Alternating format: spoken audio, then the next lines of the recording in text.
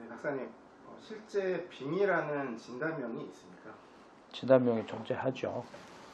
지금 우리가 정신과에서 쓰는 진단의 체계는 크게 두 가지인데, 하나는 이제 WHO에서 나오는 국제질병분류, 그 다음에 이제 미국의 정신의학회에서 만들어 놓은 그 진단분류가 있는데, 둘 다 이 빙의 현상을 인정하고 있습니다. 그런데 그것을 해리장애의 한 종류로, 해리장애의 한 특수한 형태로서 진단을 하게 돼 있고, 그 빙의라는 용어를 쓰고는 있지만 거기에 대해서 뭐 길게 설명을 하거나 어떻게 접근해야 된다라는 구체적인 것까지는 분류가 되어 있지는 않죠. 하지만 진단명에 분명히 존재하는 건 사실입니다.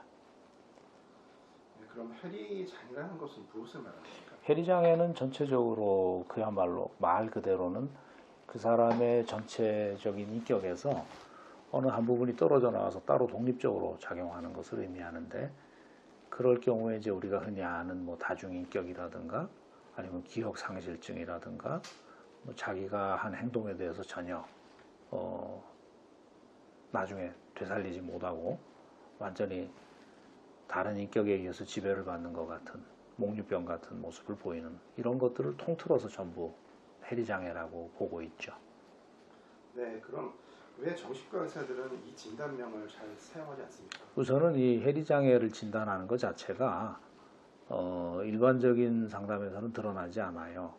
이게 최면 치료처럼 그 사람의 내면으로 파고 들어가는 진단 과정을 가질 때 이 사람의 해리된 부분들이 드러나고 그 상태에서 진단이 만들어지기 때문에 요즘의 의학에서 최면 치료가 보편화되어 있지 않기 때문에 실제 해리장애를 가진 사람도 우울증이나 불안증, 조현병 이런 식으로 진단돼서 치료를 받는 경우가 많은 것이죠.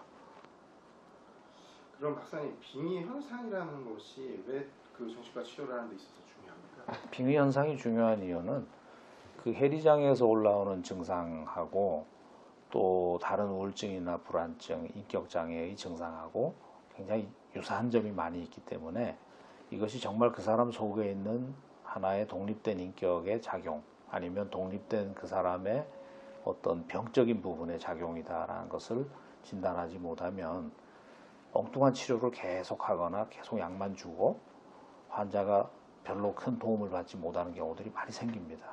그러니까 증상은 유사하지만 정확한 진단을 해야만 정확하게 접근을 해나갈 수가 있는데, 이 빙의 환자들은 단순히 이제 환각이라든가 어떤 목소리를 듣고 하는 경우도 있고 안에서 뭔가 자기를 지배한다 뭐 이런 증상이 있기 때문에 조현병의 망상하고 굉장히 유사하거든요.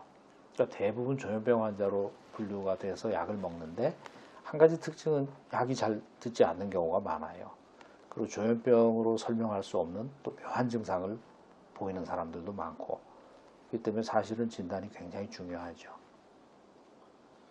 또 한 가지 이제 중요한 것은 이런 사람들이 병원에서 약을 좀 먹다가 해결이 잘 안 되면 뭐 종교인을 찾아가고 무속인을 찾아가고, 근데 좀 비양심적인 그런 사람들을 만났을 때는 가끔 뉴스에 나오죠. 뭐 귀신이 붙었다 해서 몇 억 원을 뜯겼다, 아니면 귀신을 쫓아낸다고 무리하게 치료를 하다가 사람이 죽었다, 이런 얘기들이 나오죠.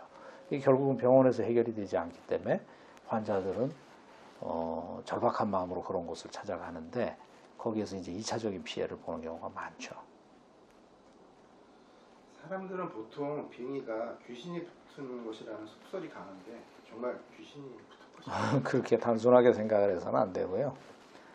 정말 우리가 뭐 옛날부터 귀신이 붙고 귀신이 내리고 뭐 이런 신기가 있는 체질을 가졌다라는 사람들이 있지 않습니까?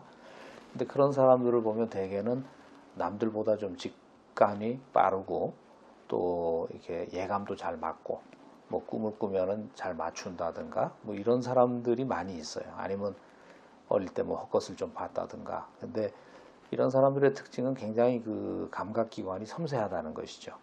제가 그런 비유를 잘 쓰는데, 텔레비전으로 말하면 안테나가 너무 성능이 좋은 것이다. 안 봐도 되고 안 느껴도 되는 거를 굉장히 섬세하게 느낀다, 이런 거거든요.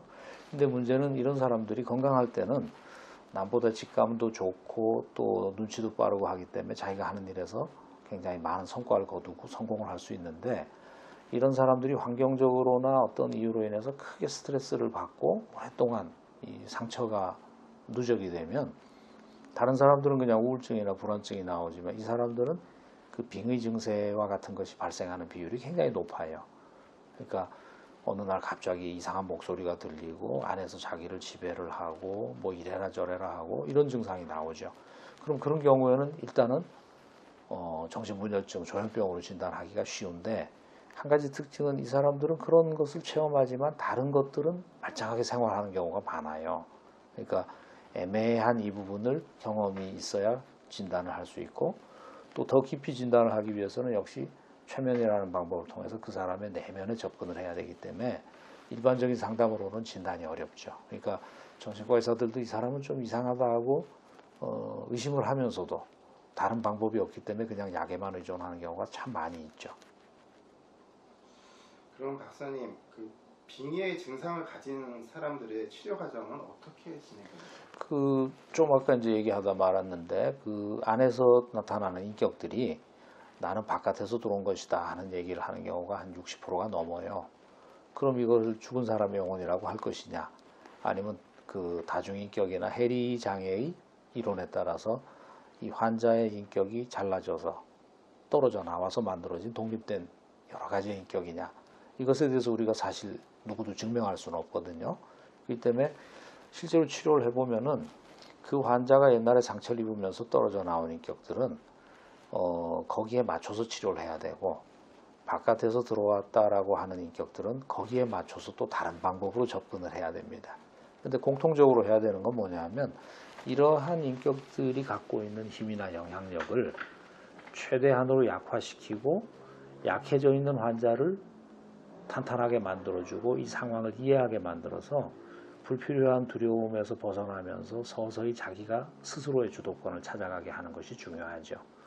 또 하나는 이 사람이 가지고 있는 이런 증상의 원인이 된 옛날 상처나 누적된 그 스트레스들을 다 같이 정리해서 풀어주는 것이 굉장히 중요하고요.